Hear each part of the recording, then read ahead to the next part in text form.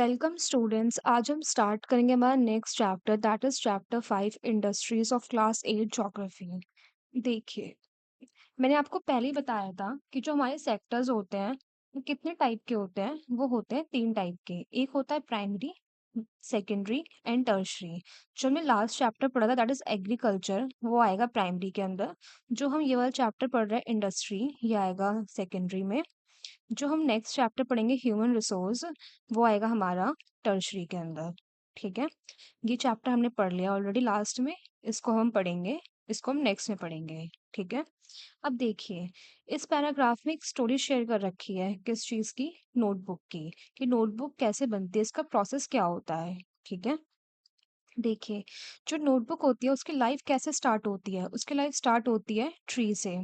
ठीक है, ट्री को कट किया जाता है, फिर उसको ट्रांसपोर्ट करते हैं कहाँ पे? पल्प मिल में। ठीक है, फिर क्या होता है वहाँ पे? जो वुड होता है ट्री का, उसको हम प्रोसेस करते हैं और कन्वर्ट करते हैं किसके अंदर? वुड पल्प में। ठीक है, फिर इसी वुड पल्प को हम किस चीज़ में मिक्स करते हैं? केमिकल में। ठीक है, और फाइनली वो क्या होता है? मशीन्स के द्वारा पेपर में कन्वर्ट किया जाता है। ठीक है, देखिए, अब ये पेपर बन गया है, बट हमें ना ऐसे पेपर नहीं मिलता। आपने नोटिस किया होगा, जो नोटबुक होती है उसमें लाइंस होती हैं ऐसे, राइट? तो क्या किया जाता है अब? जो ये पेपर होते हैं, इसको it is found its way to press.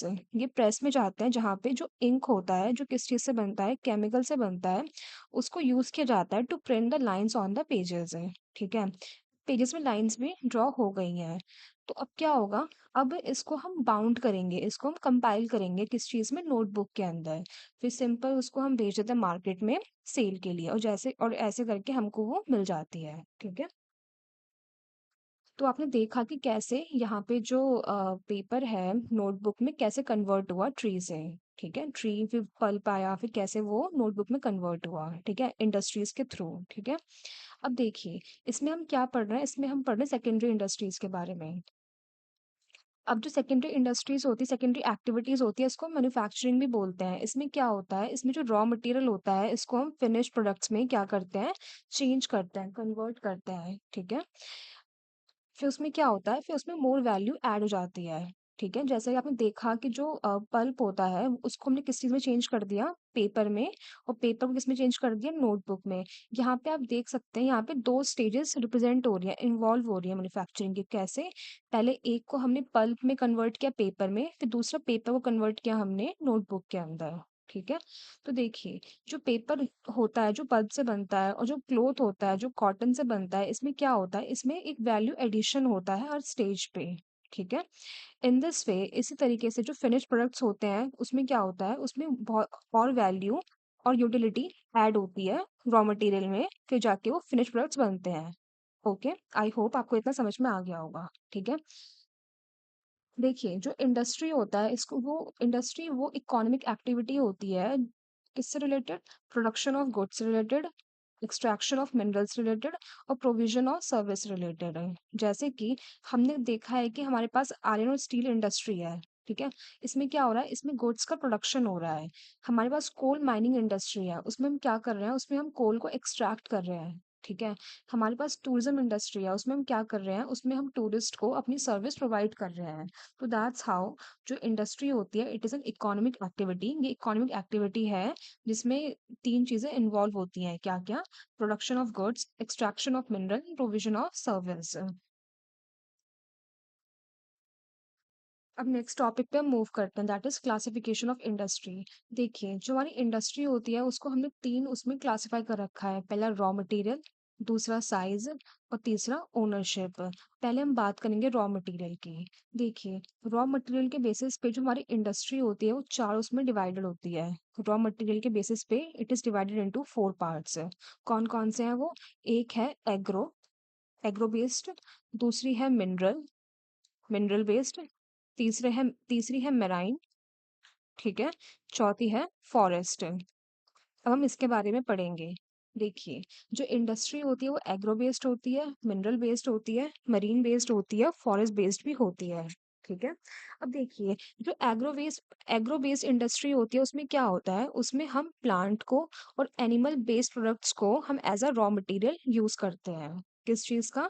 Plant का और एनिमल बेस्ड प्रोडक्ट्स को हम as a raw material use करते हैं। एग्जाम्पल जैसे रॉ फूड प्रोसेसिंग हो गया, वेजिटेबल ऑयल हो गया, कॉटन टेक्सटाइल, डेयरी प्रोडक्ट्स और leather industries. These are few examples of agro based industry. हमने एग्रो की बात कर ली है। इसमें हमने रॉ मटेरियल का किस चीज को यूज करा है, प्लांट और एनिमल बेस्ड प्रोडक्ट्स को। ठीक है, अब हम बात करेंगे मिनरल बेस्ड की। देखिए, जो मिनरल बेस्ड इंडस्ट्री होती है उसमें क्या होता है, वो it is a primary industry. इसमें क्या होता है, मिनरल ओर्स को हम as a raw material use करते हैं। ठीक है, और जो हम इसमें हमें प्रोडक्ट मिलता है इस इंडस्ट्री में, ये प्रोडक्ट हम यूज करते हैं किसी और इंडस्ट्री में। कैसे, देखिए, हमें आयरन मिला, हमें कहाँ से, आयरन ओर से। ठीक है, बट लेकिन जो ये आयरन है ये हम किसी और इंडस्ट्री में यूज करेंगे एज अ रॉ मटेरियल। किसमें, जैसे हैवी मशीनरी में। जब हम मशीन्स बनाते हैं तो उसमें हम आयरन यूज करते हैं। हम बिल्डिंग्स बनाते हैं उसमें हम यूज करते हैं। हम रेलवे कोचेस बनाते हैं उसमें यूज करते हैं। तो बेसिकली ये क्या बोल रहा है, जो इस इंडस्ट्री से हमें प्रोडक्ट मिलता है उसको हम फीड करते हैं अदर इंडस्ट्रीज के अंदर as a raw material. Okay, हमने दो बात कर लिया है। हम तीसरे मूव करेंगे, that is marine based industry. इसमें क्या होता है, इसमें जो हम प्रोडक्ट यूज करते हैं वो कहाँ से मिलते हैं, हमें सी और ओशियन से। यानी कि जो हमें सी और ओशियन से हमें प्रोडक्ट मिलता है उसको हम as a raw material use करते हैं। Example, industry processing sea food. जिस इंडस्ट्री में सी फूड को हम प्रोसेस करते हैं, या फिर हम फिश ऑयल बनाते हैं, तो ये हो गए मरीन बेस्ड के एग्जाम्पल।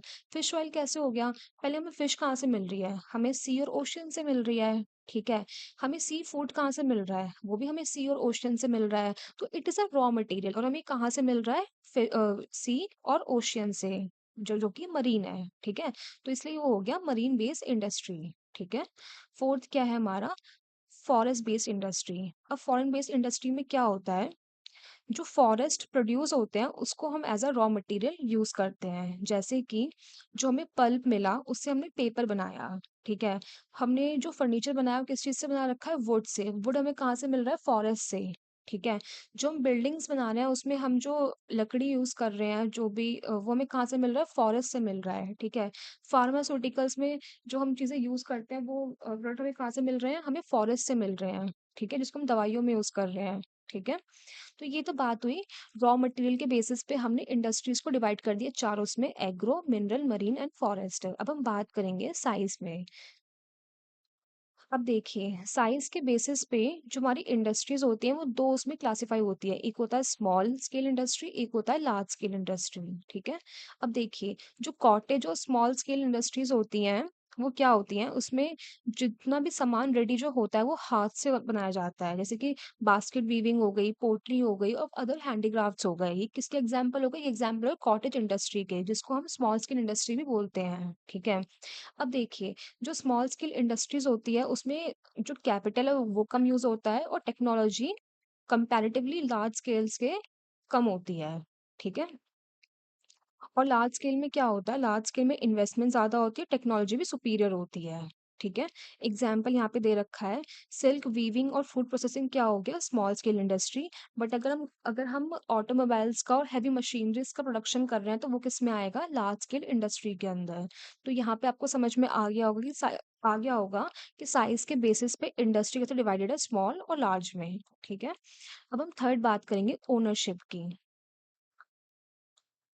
अब देखिए, ओनरशिप के बेसिस पे भी जो इंडस्ट्री होती है वो चार उसमें डिवाइडेड है, क्लासिफाई है। एक तो हो गया प्राइवेट, जो हम प्राइवेटली ओन करते हैं। दूसरा हो गया स्टेट, जिसको हम पब्लिक सेक्टर बोलते हैं, जो गवर्नमेंट ओन करती है।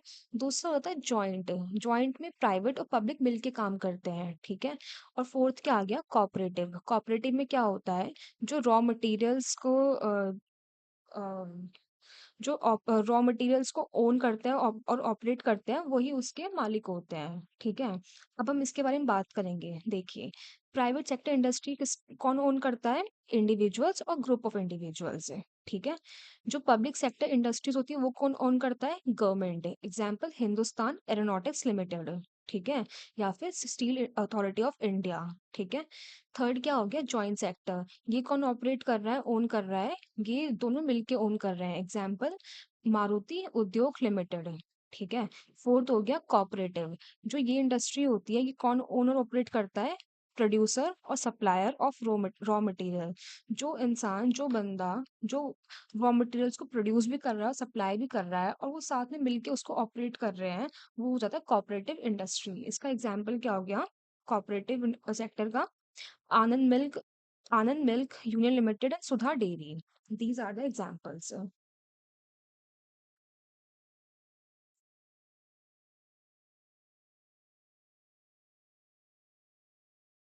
अब देखिए हमारा नेक्स्ट टॉपिक क्या है, कौन कौन से फैक्टर होते हैं जो किसी एक इंडस्ट्री की लोकेशन को इफेक्ट करते हैं। यहाँ पे मेंशन कर रखे हैं, जैसे रॉ मटेरियल हो गया, labour, capital, market, power, land and transport. These are the factors जो किसी भी एक इंडस्ट्री की लोकेशन को क्या करेंगे, अफेक्ट करेंगे। ठीक है, तो देखिए the factor affecting the location of industry, कौन कौन से फैक्टर्स हैं जो किसी भी इंडस्ट्री की लोकेशन को अफेक्ट करते हैं। That are availability of raw material, कि मतलब उस पर्टिकुलर एरिया में रॉ मटेरियल अवेलेबल है या नहीं है।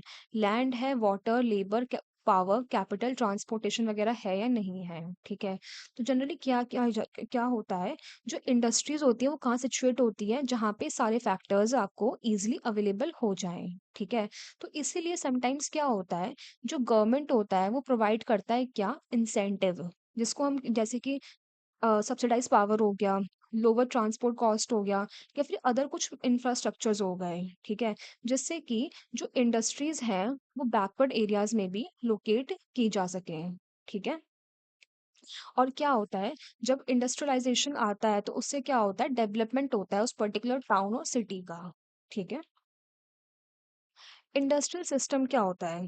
देखिए जो इंडस्ट्रियल सिस्टम होता है इसमें क्या-क्या चीज़ें आती हैं? इसमें इनपुट आता है जो हम डालते हैं, फिर प्रोसेस आता है, फिर आता है आउटपुट। इनपुट क्या-क्या हो गए? इनपुट हो गए raw material, labour, cost of land, transport, power और अदर इंफ्रास्ट्रक्चर। ठीक है? प्रोसेस में क्या आ गया, कुछ वाइड रेंज ऑफ एक्टिविटीज, जिसमें क्या होता है, इसमें रॉ मटेरियल को हम फिनिश उसमें कन्वर्ट करते हैं। ठीक है, फिर बाद में हमें क्या मिलता है, बाद में हमें मिलता है एंड प्रोडक्ट यानी आउटपुट। ठीक है, जिससे हम इनकम अर्न करते हैं। ठीक है, जैसे कि एग्जांपल में हम, अगर हम टेक्सटाइल इंडस्ट्री का एग्जांपल लें, तो उसमें हम क्या क्या इनपुट डाल रहे हैं, उसमें हम डाल रहे हैं, उसमें हम कॉटन दे रहे हैं, human labour, factory, transport cost. ठीक है, उस फिर उसमें प्रोसेस हो रहा है, प्रोसेस में क्या हो रहा है, ginning, spinning, weaving, dyeing, printing. फिर आउटपुट आ रहा है, आउटपुट में आपको क्या मिल गया, एक टी शर्ट मिल गई। ठीक है, तो इंडस्ट्रियल सिस्टम में तीन चीजें कंसिस्ट करता है, input, process and output. Okay, तो हम पढ़ेंगे इंडस्ट्रियल रीजन के बारे में। देखिए जो इंडस्ट्रियल रीजन होते हैं वो कहाँ इमर्ज करते हैं, जहाँ पे number of industries closely locate होती है, जिससे कि वो आपस में बेनिफिट्स को उठा सकें। ठीक है, तो अब हम बात करेंगे क्या, कुछ इंडस्ट्रियल रीजन है हमारी वर्ल्ड में, जैसे कि देखिए ईस्टर्न नॉर्थ अमेरिका, ये हो गया नॉर्थ अमेरिका हमारा, इसका ये ईस्टर्न रीजन। ठीक है, वेस्टर्न एंड सेंट्रल यूरोप, ये हमारा यूरोप है, तो इसका वेस्टर्न पार्ट और सेंट्रल पार्ट यू कैन सी। ठीक है, ईस्टर्न एशिया, ये हमारा एशियन हो गया, तो इसका ईस्टर्न पार्ट में देखिए। ठीक है, तो यहाँ पे क्या है, यहाँ पे इंडस्ट्रीज लोकेटेड है, क्यों, क्योंकि एक तो टेम्परेट एरिया है। ठीक है, टेम्परेट एरिया हो गया, यहाँ पे सी पोर्ट्स पास पास में है। ठीक है, एंड स्पेशली यहाँ पे क्या है, कोल्ड फील्ड्स है, कोल्ड फील्ड्स, दैट्स वाई यहाँ पे इंडस्ट्रीज लोकेटेड है।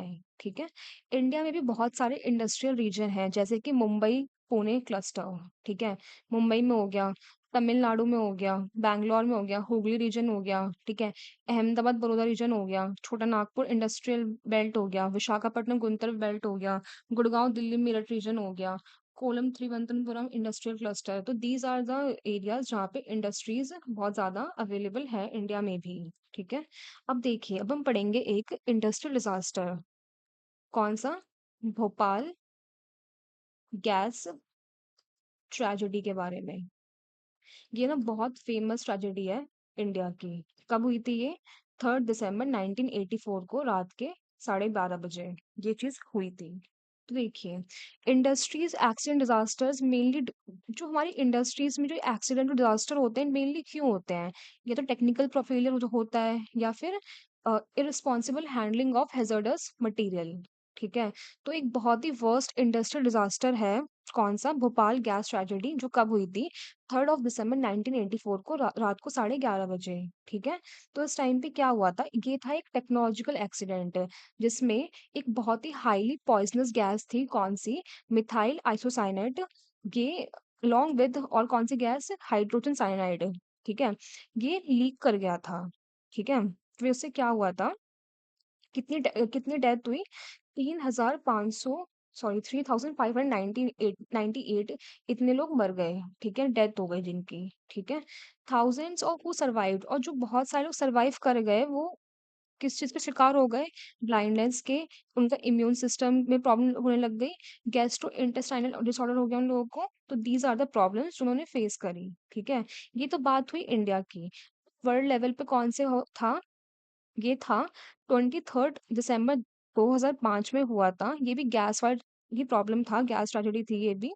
कहाँ पे हुआ था ये? गाँव-गाँव चोंगिंग चाइना में जहाँ पे 243 people died, 9,000 were injured and 64,000 were evacuated, ठीक है? तो क्या हो रहा है? Many people died because they were unable to run after the explosion. बहुत सारे लोग क्यों मर गए? Because they were unable to run, ठीक है? Those who could not escape in time suffered burn to their eyes, skin and lungs. तो you can see these are the industrial disasters, ठीक है? अब देखिए, हम कौन-कौन से मेजर्स ले सकते हैं जिससे कि हमें ये चीज़ें कम फेस करनी पड़े। तो पहला क्या है इसका? पहला ये है जो डेंसली पॉपुलेटेड रेजिडेंशियल एरियाज़ होते हैं, इसको हमें इंडस्ट्रीज़ एरिया से सेपरेट कर देना चाहिए, ठीक है? दूसरा क्या है, जो लोग इंडस्ट्रीज़ के पास में रहते हैं, उनको अवेयर करना चाहिए किस चीज़ से, जो उस इंडस्ट्री में टॉक्सिन और हैज़ार्डस के सब्सटेंस है, उसको तो उन्होंने स्टोरेज कर रखा है, उसके बारे में उन लोगों को पता होना चाहिए, ठीक है? तीसरा क्या है, fire warning and fighting system, जो फायर वार्निंग और फाइटिंग सिस्टम है, उसको इम्प्रूव करना चाहिए, ठीक है? फोर्थ क्या है, जो ये स्टोरेज कैपेसिटी है टॉक्सिक सब्सटेंस की, इसमें लिमिटेशन लगानी चाहिए। इट्स नॉट लाइक कि it should be like this कि भाई आपने बहुत सारा मतलब स्टोर कर लिया है।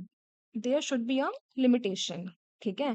फोर्थ क्या है फिफ्थ क्या है, pollution dispersion quality in the industry should be improved, okay? जो पोल्यूशन डिस्पर्शन क्वालिटीज है उसको हमें इम्प्रूव करना चाहिए, ठीक है? So these are the few measures जो एक रिस्क को रिड्यूस करेंगे।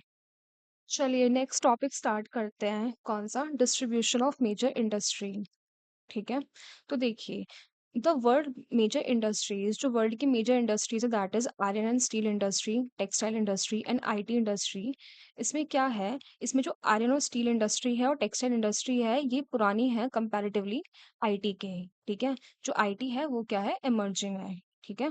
अब देखिए, जो आयरन और स्टील इंडस्ट्री है वो जनरली अब हमें कहाँ देखने को मिलती है, मतलब उसकी लोकेशन हमें जनरली कहाँ देखने को मिलती है? That is Germany, USA, China, Japan and Russia. और टेक्सटाइल कहाँ मिलती है हमें, मतलब कहाँ ज़्यादा कंसंट्रेटेड है ये? India, Hong Kong, south Korea, Japan and Taiwan. और जो आईटी है इसके मेजर हब्स कहाँ पर हैं? Silicon valley of central California और बैंगलोर रीजन ऑफ इंडिया, ठीक है? तो यहाँ पे हमने बात करी किस चीज़ की, कि जो मेजर इंडस्ट्रीज हैं इनकी कंसंट्रेशन कहाँ पे ज़्यादा है, ठीक है? तो हम पहले बात करेंगे आयरन और स्टील इंडस्ट्री की, ठीक है? देखिए, जैसे बाकी इंडस्ट्रीज होती हैं उसमें क्या होता है, उसमें हम इनपुट डालते हैं, फिर प्रोसेस होता है, फिर हमें आउटपुट मिलता है। तो सेम एज जो आयरन और स्टील इंडस्ट्री होती है इसमें भी ऐसा ही होता है, ठीक है? बट एक चीज जो अलग है इस इंडस्ट्री की, वो क्या है, जो ये इंडस्ट्री है it is a feeder industry, मतलब जो हमें यहाँ से आउटपुट मिल रहा है वो हम as a raw material use करते हैं, कहाँ पे? किसी और इंडस्ट्री के अंदर, ठीक है? कौन कौन से हम इसमें इनपुट यूज करते हैं, जैसे कि आयरन ओर, कोल, लाइमस्टोन, इसके साथ-साथ हम लेबर यूज़ करते हैं, कैपिटल, साइट और अदर इंफ्रास्ट्रक्चर, ठीक है?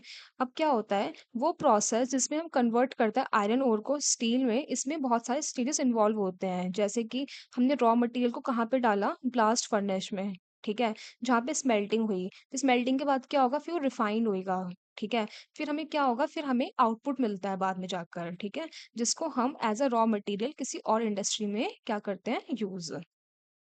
ओके। अब देखिए, जो स्टील होता है वो टफ होता है, ठीक है? तो इसलिए हम उसको ईज़िली क्या बोलते हैं, शेप कर सकते हैं, कट कर सकते हैं, उसको हम वायलेंट में भी कन्वर्ट कर सकते हैं। Okay. Special alloys of steel can be made by adding small amount of other metals such as aluminium, nickel and copper. इसका मतलब क्या होता है कि जो लोहा होता है, जो स्टील है, अगर उसमें हम थोड़ी-सी मात्रा में एल्यूमीनियम, निकेल या फिर कॉपर जैसे दूसरे मटेरियल अगर मिक्स कर देंगे, तो हमें क्या मिलेगा? हमें एक स्पेशल क्वालिटी का लोहा मिल जाता है, ठीक है? ओके। और जो ये स्पेशल एलॉय होता है, स्पेशल स्टील होता है, इसमें क्या होता है, इसमें हार्डनेस देखने को मिलती है हमें, टफनेस और एबिलिटी टू रेजिस्ट रस्ट, इसमें से जंग ना लगे। तो इसका मतलब सिंपल यही बताया है कि अगर हम उस स्टील में एल्यूमीनियम, निकेल और कॉपर मिक्स करेंगे स्मॉल अमाउंट में, तो हमें ऐसा धातु मिलेगा जो कि हार्ड होगा, टफ होगा और उसमें रेजिस्टिंग पावर होगी, किस चीज़ की? रस्ट की, उसमें जल्दी जंग नहीं लगेगा, ठीक है? I hope I am clear. अब देखिए, जो स्टील होता है ना, इसको हम बैकबोन बोलते हैं किस चीज़ का? मॉडर्न इंडस्ट्री का। कैसे? क्यों बोलते हैं बैकबोन? ऑलमोस्ट एवरीथिंग, वो हर चीज़ जो हम आज के टाइम पे यूज़ करते हैं, वो स्टील या फिर आयरन से ही बनी होती है, ठीक है? जैसे कि शिप, ट्रेन, ट्रक्स, ऑटोज़, ये सब किस चीज़ से बना हुआ है? स्टील से, ठीक है? इवन सेफ्टी पिन से लेके, जो सेफ्टी पिन्स की से लेके, निडल से लेके हम हर चीज़ जो यूज़ करते हैं, वो सब हर चीज़ किस चीज़ से बनी होती है? स्टील और आयरन से। Okay. Minerals are mined with steel equipment, जो मिनरल्स की हम माइनिंग करते हैं वो उसके जो इक्विपमेंट्स होते हैं वो स्टील से बने होते हैं, ठीक है? जो फार्म की मशीन्स होती है वो स्टील से बनी होती हैं, ठीक है? जो लार्ज बिल्डिंग्स होती है उसका जो फ्रेमवर्क होता है वो स्टील से बना होता है। ओके, तो हर चीज स्टील से ही मिलके बनी है ऑलमोस्ट, ठीक है? अब देखिए, 1800 एडी से पहले क्या सीन था?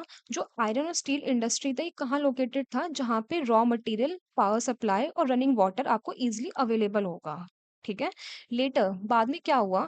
The ideal location for the industry was near coalfield and close to canal and railways. बाद में जो आइडियल लोकेशन निकली वो क्या निकली? जहाँ पे कोलफील्ड पास में होगा और रेलवेज वगैरह पास में होगा। ओके। बट 1950 के बाद क्या हुआ? हमने जो आयरन और स्टील इंडस्ट्री है इसको हमने कहाँ लोकेट करा? Large area of flat land near sea ports, sea port के पास में, और जो बड़ा फ्लैट एरिया होगा वहां पे, ठीक है? क्यों? ऐसा क्यों हमें चेंजेस हमने क्यों करे? This is because by this time steel work had become very large and iron ore. Okay, ये हमने इसलिए करा जैसे कि पास में पोर्ट्स हैं, हम इसमें इंपोर्ट कर सकते हैं आयरन ओर को, ठीक है? हम अपने फिनिश प्रोडक्ट्स को हम इसे एक्सपोर्ट कर सकते हैं, दैट्स वाई हमने इसको सी पोर्ट्स के पास में लोकेट करना स्टार्ट कर दिया। Okay. In India iron and steel industry has developed taking advantage of raw material. अब इंडिया में जो ये आयरन और स्टील इंडस्ट्री है वो क्यों डेवलप हुई? क्योंकि यहाँ पे रॉ मटेरियल अवेलेबल था, चीप लेबर्स थे, सस्ते मजदूर मिल रहे थे हमें यहाँ पे, ट्रांसपोर्टेशन डेवलप हो गया था, ठीक है? क्या मार्केट थी। ओके। तो कौन कौन से इंपॉर्टेंट स्टील प्रोड्यूसिंग सेंटर हमारे इंडिया में? Bhilai, Durgapur, Burnpur, Jamshedpur, Rourkela, Bokaro. These are the reason जो कि कहाँ-कहाँ पे अवेलेबल है। ये सारे रीजन कहाँ कौन-कौन से स्टेट में है? वेस्ट बंगाल, झारखंड, उड़ीसा एंड छत्तीसगढ़, ठीक है?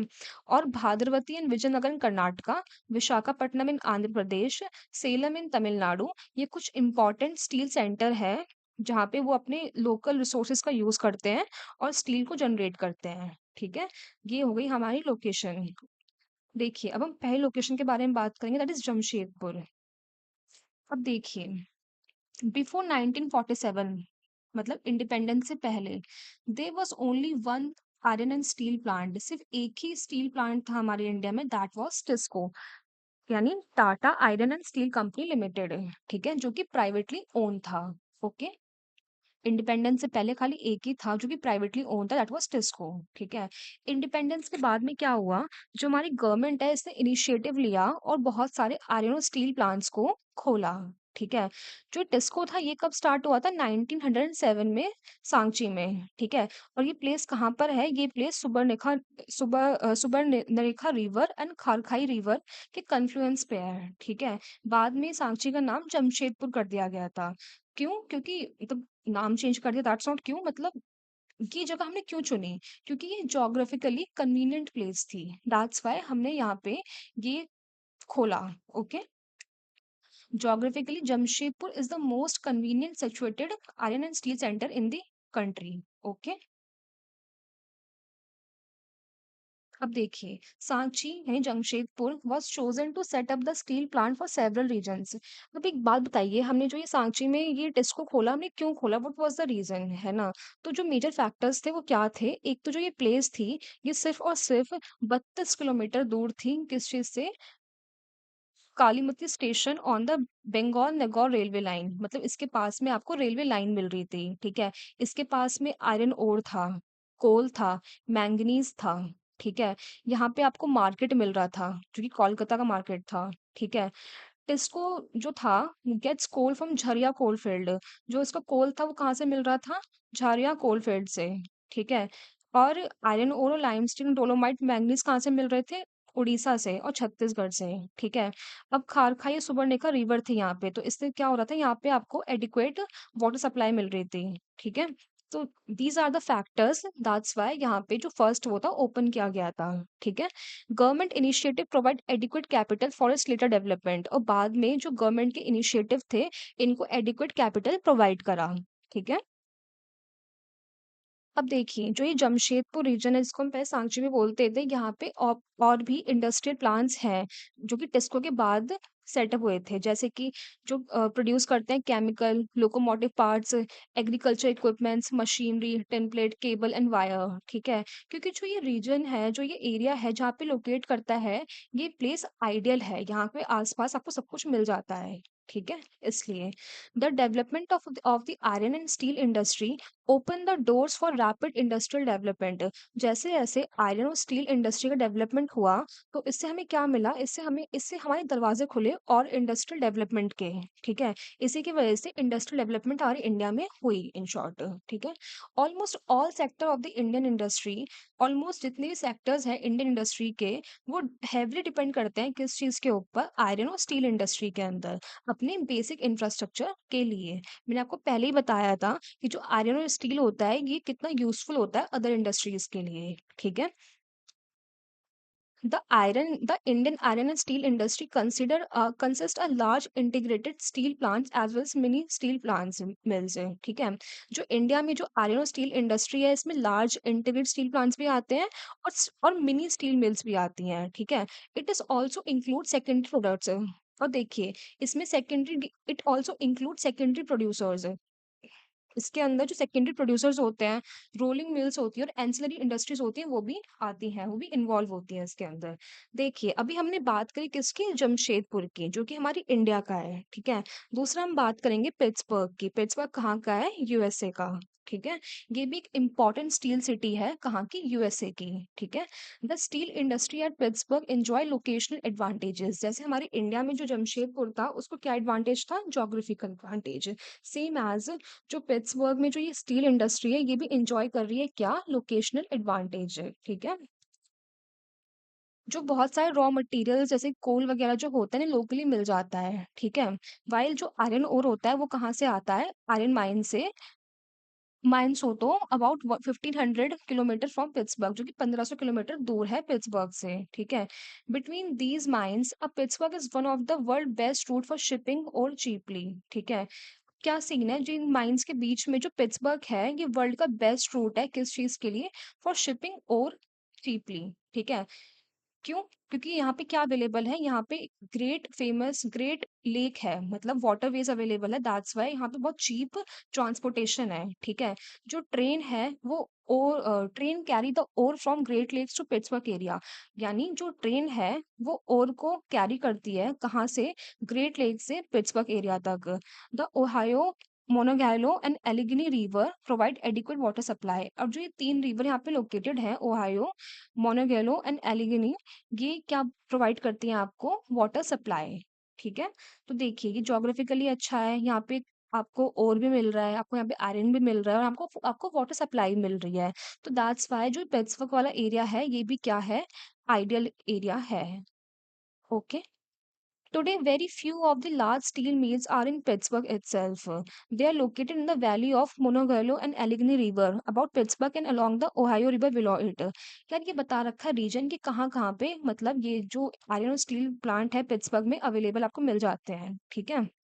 और फिर बाद में ही बता रखा है जो फिनिश स्टील होता है वो ट्रांसपोर्ट कर दिया जाता है किससे लैंड के द्वारा भी और वाटर रोड्स के द्वारा भी ठीक है वाटर रोड से इसलिए पॉसिबल है क्योंकि यहाँ पे देखिए 3 रिवर लोकेटेड है Ohio Monongahela and Allegheny river that's why हम यहाँ से वाटर रोड से भी इसको ट्रांसपोर्ट कर सकते हैं ठीक है the Pittsburgh area has many factories other than steel mills जैसे कि जमशेदपुर में भी स्टील मिल्स को छोड़ के काफी सारी फैक्ट्रीज अवेलेबल थी सेम एज पिट्सबर्ग एरिया जो है यहाँ पे भी बहुत सारी फैक्ट्रीज आपको मिलेंगी apart from the steel mills ठीक है and these use steel as their raw और देखिए जो ये बाकी की फैक्ट्रीज हैं वो स्टील को एज अ रॉ मटेरियल क्या करती हैं यूज करती हैं ठीक है to make many different products जिससे कि वो और डिफरेंट प्रोडक्ट्स बना सकें ठीक है जैसे कि rail road equipment heavy machinery and rails अब हमने यहाँ पे बात कर ली किस चीज की आयरन एंड स्टील इंडस्ट्री की अब हम दूसरा मूव करेंगे कॉटन टेक्सटाइल इंडस्ट्री पे ठीक है मैंने आपको बताया था ना कि मेजर इंडस्ट्री कौन कौन सी होती है आयरन एंड स्टील होती है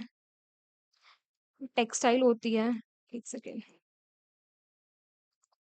और आईटी थी ठीक है इसकी हमने बात कर ली है अब हम इसके बारे में पढ़ेंगे टेक्सटाइल और टेक्सटाइल में भी हम ना कॉटन टेक्सटाइल इंडस्ट्री के बारे में पढ़ेंगे ठीक है अब देखिए weaving cloth from yarn is an ancient art जो हम बुनाई करते हैं मतलब यार्न से थ्रेड से जो हम वीविंग करते हैं it's ancient practice ancient art ये आज से चला आ रहा है ये बहुत पुरानी टेक्निक है ठीक है cotton wool silk jute flax ये किस चीज में यूज करते हैं इसको हम क्लोथ बनाने में यूज करते हैं ठीक है अब देखिए जो टेक्सटाइल इंडस्ट्री होती है इसको हम डिवाइड कर सकते हैं किस पे रॉ मटेरियल के बेसिस पे ठीक है अगर हमें फाइबर जो है fibre are the raw materials of the textile industry जो टेक्सटाइल इंडस्ट्री का जो रॉ मटेरियल है वो क्या है फाइबर ठीक है अब फाइबर जो होता है वो नेचुरल भी हो सकता है वो मैन मेड भी हो सकता है नेचुरल फाइबर हमें कहाँ से मिलता है wool silk cotton linen and jute man made हमें जो हम खुद बनाते हैं वो कौन कौन से होते हैं nylon polyester acrylic and rayon ठीक है ये बात हो गई यहाँ पे रॉ मटेरियल की ठीक है अब देखिए जो कॉटन टेक्सटाइल इंडस्ट्री है it is like one of the oldest industry in the world सबसे लाइक वन ऑफ द जो पुरानी इंडस्ट्री उनमें से एक आती है कॉटन टेक्सटाइल इंडस्ट्री ठीक है जब तक इंडस्ट्रियल रेवोल्यूशन नहीं हुआ था 18 सेंचुरी में तब तक क्या था जो कॉटन क्लोथ्स थे वो कैसे बनते थे वो हाथ से बनते थे चरखे से यू हैव सीन चरखा ना उससे बनते थे ठीक है फिर 18 सेंचुरी में क्या हुआ पावर लूम हुआ ठीक है फिर क्या हुआ डेवलपमेंट हुआ कॉटन टेक्सटाइल इंडस्ट्री का पहले कहाँ पे हुआ था पहले हुआ था ब्रिटेन में फिर बाद में हुआ other parts of the world और आज कहाँ कहाँ पे अवेलेबल है India China Japan and USA ये हो गए मेजर प्रोड्यूसर किसके टेक्सटाइल कॉटन टेक्सटाइल के होप आपको इतना समझ में आ गया होगा अब देखिए जो इंडिया है has a glorious tradition of producing excellent quality of cotton textile भाई जो हमारा इंडिया है ना ये पास्ट में ना एक्सीलेंट क्वालिटी के कॉटन टेक्सटाइल प्रोड्यूस करता था बिफोर द ब्रिटिश रूल से पहले इंडिया एक second Indian hand spoon and hand woven cloth already has a wide market जो हमारी इंडिया के जो कपड़े थे उसकी ऑलरेडी बहुत वाइड मार्केट थी जहाँ पे वो बेचे जाते थे ब्रिटिश रूल से पहले ठीक है the muslin of Dhaka chintz of the Masulipatnam and calicos of Calicut and gold wrought of cotton Burhanpur Surat and Vadodara were known world wide for the quality and design जो ये चीजें हैं ये जो फाइबर हैं ये वर्ल्ड वाइड नोन है अपनी क्वालिटी और डिजाइन के लिए ठीक है but the production of hand Vivian cotton textile was expensive and time consuming अब देखिए अगर हम हाथ से कोई कपड़ा बना रहे हैं तो एक तो वो एक्सपेंसिव होगा और टाइम कंज्यूमिंग होगा ठीक है hence traditional cotton textile industry could not face competition from the देखिए ये एक तो एक्सपेंसिव है ठीक है और टाइम टेकिंग है ऑन द अदर हैंड अब मशीन्स आ गई हैं तो वो क्या है वो चीप सस्ता दे रही है और वो कम टाइम में बनाकर दे रही है ठीक है तो जो हमारी जो मतलब कॉटेज इंडस्ट्री थी वो एक सेकेंड वो कंपटीशन बन ही नहीं पाई उनका ठीक है तो यहाँ पे वही लिखा हुआ है क्या, hence the traditional cotton textile industry could not face the competition from the new textile mill. ठीक है, जो इन्होंने कंपटीशन दिया इसको हम लोग फेस नहीं कर पाए। ठीक है, क्यों? क्योंकि जो इनका जो प्रोड्यूस था वो चीप था, सस्ता था, और जो क्वालिटी थी वो भी ठीक ठाक थी। ठीक है, दैट्स वाई। अब देखिए, the first successful merchandise textile mill was establish in Mumbai. जो फर्स्ट टेक्सटाइल मिल था हमारे इंडिया में कहाँ एस्टैब्लिश हुआ था? मुंबई में। कब? 1854 में। ठीक है, अब मुझे एक बात बताइए कि ये मुंबई में क्यों हुआ, कहीं और क्यों नहीं हुआ? क्योंकि जो मुंबई का जो क्लाइमेट था it was warm warm moist climate, और वहाँ पे पोर्ट्स अवेलेबल थे जिससे कि हम अपनी मशीनरीज को इंपोर्ट कर सकते हैं। ठीक है, वहाँ पे रॉ मटेरियल की अवेलेबिलिटी थी और वहाँ पे स्किल्ड लेबर्स थे। दैट्स व्हाई वहाँ पे इसको बनाया गया, एस्टैब्लिश किया गया। ठीक है, देखिए इनिशियली क्या था, जो ये टेक्सटाइल इंडस्ट्री थी कहाँ पे फ्लोरिश की गई? महाराष्ट्र में और गुजरात रीजन में। क्यों? क्योंकि यहाँ का जो क्लाइमेट था इट वाज ह्यूमिड क्लाइमेट, और स्किल्ड लेबर्स थी, जो मैं आपको यहाँ पे सारे फैक्टर्स बताए इसकी वजह से। ठीक है, पर लेकिन आजकल क्या हो रहा है, जो ह्यूमिडिटी है उसको हम आर्टिफिशियली भी क्रिएट कर सकते हैं। ठीक है, and raw cotton is a pure and not weight losing raw material.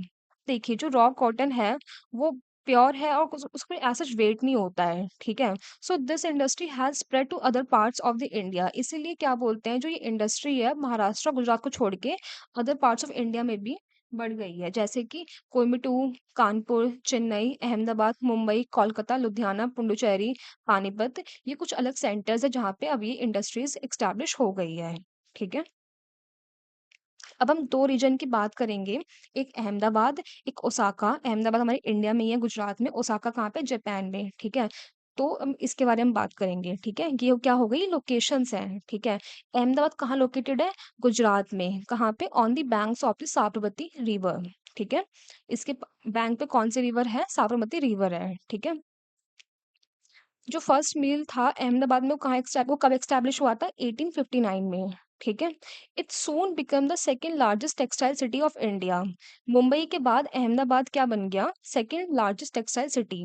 ठीक है, अब जो अहमदाबाद है इसको हम मैनचेस्टर ऑफ इंडिया भी बोलते हैं। ठीक है, अब यहाँ का जो क्लाइमेट था, लोकेशन था, वो सब क्या था? फेवरेबल था। ठीक है, Ahmedabad is situated very close to cotton growing area, और जहाँ पे कॉटन्स ग्रो होती थी अहमदाबाद उस एरिया के काफी क्लोज था। ठीक है, तो ये चीज क्या इंश्योर करती है कि उस एरिया में जो आपको रॉ मटेरियल है वो इजिली अवेलेबल होगा। ठीक है, क्लाइमेट भी आइडियल था। ठीक है, जो फ्लैट और जो उसकी टेरेन थी, जो रीजन था वो भी फ्लैट था। ठीक है, तो इसलिए हमें वहाँ पे जो लैंड थी वो भी मिल गई थी बड़े आराम से। ठीक है, जो कि सुटेबल है किस चीज के लिए? एक मील को एक्स्टैब्लिश करने के लिए। ठीक है, अब देखिए जो ये एरिया था अहमदाबाद, यहाँ की जो पॉपुलेशन थी काफी डेंस थी यहाँ पे आपको, तो इसलिए हमें यहाँ पे स्किल्ड और सेमी स्किल्ड लेबर भी मिल गए। ठीक है, वेल डेवलप्ड। अब देखिए लेबर भी मिल गए यार। ठीक है, तो अब क्या है, अब हमें चाहिए ट्रांसपोर्टेशन वगैरह, तो यहाँ पे जो वेल डेवलप्ड रोड्स थी, रेलवे नेटवर्क्स थे, तो इससे क्या हो रहा था, इससे हमारी जो ट्रांसपोर्टेशन थी वो भी इजी हो गई थी। ठीक है, बस providing easy access to market, जिससे कि हम मार्केट में इजीली हमें एक्सेस मिल गया था। ठीक है, Mumbai port near by facilitate import of machinery. देखिए इसके पास में मुंबई पोर्ट था, इसलिए हम अ, अ, जो बाहर से मशीन्स को बहुत आराम से हम इंपोर्ट कर सकते थे, और जो कॉटन टेक्सटाइल जो हम प्रोड्यूस कर रहे हैं उसको हम बाहर एक्सपोर्ट कर सकते थे। तो इससे हमें क्या पता लगता है कि जो ये अहमदाबाद रीजन है it was perfect for the मतलब एस्टैब्लिशमेंट ऑफ द मिल। क्यों? क्योंकि यहाँ पे हमें सारे फैक्टर्स जो हमें चाहिए होते हैं वो यहाँ पे हमें मिल रहे थे। ठीक है, पर लेकिन अब पता है क्या हो रहा है, कुछ रीसेंट ईयर्स में जो अहमदाबाद टेक्सटाइल मिल्स हैं इसमें कुछ कुछ प्रॉब्लम्स हम फेस कर रहे हैं। ठीक है, और यहाँ के कुछ टेक्सटाइल मिल्स हैं वो क्लोज हैं, वो बंद भी हो गई हैं। पहला क्या फैक्टर है, this is primary due to the emergence of new textile centre in the country. देखो पहला प्राइमरी फैक्टर तो यही है कि बाकी रीजन्स में भी अब क्या हो रहा है, टेक्सटाइल सेंटर खुल रहे हैं। ठीक है, और हमने जो यहाँ की जो मशीन्स थी उसको हमने अपग्रेड नहीं करा। ठीक है, तो these are the few reasons जिसकी वजह से जो अहमदाबाद टेक्सटाइल मिल इंडस्ट्री है उसको प्रॉब्लम वो फेस कर रही है। ठीक है, ये तो बात हो गई अहमदाबाद की जो कि हमारे इंडिया का है। दूसरा क्या है? ओसाका। ठीक है, ये भी ना क्या बोलते हैं, it is also important textile centre of Japan. ये जापान में है ओसाका, ठीक है, और ये भी एक इम्पोर्टेंट टेक्सटाइल सेंटर है, ठीक है। और इसको हम क्या बोलते हैं, इसको हम बोलते हैं मैनचेस्टर ऑफ जापान, ठीक है। जैसे अहमदाबाद को हम बोलते हैं मैनचेस्टर ऑफ इंडिया, ठीक है। The textile industry develop in Osaka due to, देखिए हमने ये ओसाका में क्यों टेक्सटाइल इंडस्ट्री डेवलप करी, क्योंकि यहाँ पे हमें बहुत सारे सेवरल जोग्राफिकल फैक्टर्स थे जो सुटेबल थे, ठीक है। एक्सटेंसिव प्लेन था, जिससे कि क्या बोलते हैं लैंड मिल रहा था, जिससे कि हम was easily available for the growth of cotton mills, ठीक है। क्लाइमेट अच्छा था, ठीक है। यहाँ पे एक रिवर थी, यूडू रिवर, ठीक है, जिससे कि हमें प्रॉपर अमाउंट में हमें वाटर सप्लाई मिल रही थी, ठीक है। जो लेबर है वो भी इजीली अवेलेबल थे, ठीक है। यहाँ पे पोर्ट्स थे, जिससे कि हम रॉ मटेरियल को इम्पोर्ट कर सकते हैं और जो टेक्सटाइल है उसको हम एक्सपोर्ट कर सकते हैं, ठीक है। The textile industry at Osaka depends completely upon the imported raw material. एक चीज और है, जो टेक्सटाइल इंडस्ट्री है ये ओसाका वाली, it was completely dependent on what, raw materials जो हम इंपोर्ट करेंगे, ठीक है। और कॉटन हम कहाँ से इंपोर्ट करते हैं, ये लोग इजिप्ट से, इंडिया, चाइना एंड यूएस से, ठीक है। और जो फिनिश प्रोडक्ट्स हम लोग बनाते हैं ये मोस्टली कहाँ पे एक्सपोर्ट करते हैं, यहाँ पे लिखा है the finish product is mostly exported. जो फिनिश प्रोडक्ट्स बनाते हैं मोस्टली क्या करते हैं, उसको एक्सपोर्ट कर देते हैं and has a good market. और इनके पास अच्छी मार्केट भी है, due to the good quality. क्यों? क्योंकि एक तो जो जो इनकी क्वालिटी है फिनिश प्रोडक्ट्स की वो अच्छी है, ठीक है। और ये लो प्राइस में भी उसको एक्सपोर्ट करते हैं, दैट्स वाई, ठीक है। Though it is one of the important textile cities in the world of late cotton textile industry. अब देखिए अब क्या हो रखा है कि ये बात मानते हैं कि जो ये काफी इंपॉर्टेंट टेक्सटाइल इंडस्ट्री थी, बट अब क्या हो रहा है, मतलब cotton textile industry of Osaka, जो यहाँ की जो कॉटन टेक्सटाइल इंडस्ट्री है उसको रिप्लेस क्या कर रही है, उसको बाकी इंडस्ट्रीज अब रिप्लेस कर रही हैं। कौन कौन सी? जैसे कि आयरन स्टील हो गया, मशीनरी हो गया, शिप बिल्डिंग हो गया, ऑटोमोबाइल हो गया एंड इलेक्ट्रिकल इक्विपमेंट, सीमेंट हो गया। तो दीज आर द इंडस्ट्रीज जो अब इसको कॉटन टेक्सटाइल को रिप्लेस कर रही हैं, ठीक है। और यहाँ होता है आपका चैप्टर कंप्लीट। आई होप आपको समझ में आ गया होगा। कोई भी अगर आपको डाउट है तो you can ask me in the comment section and thank you so much.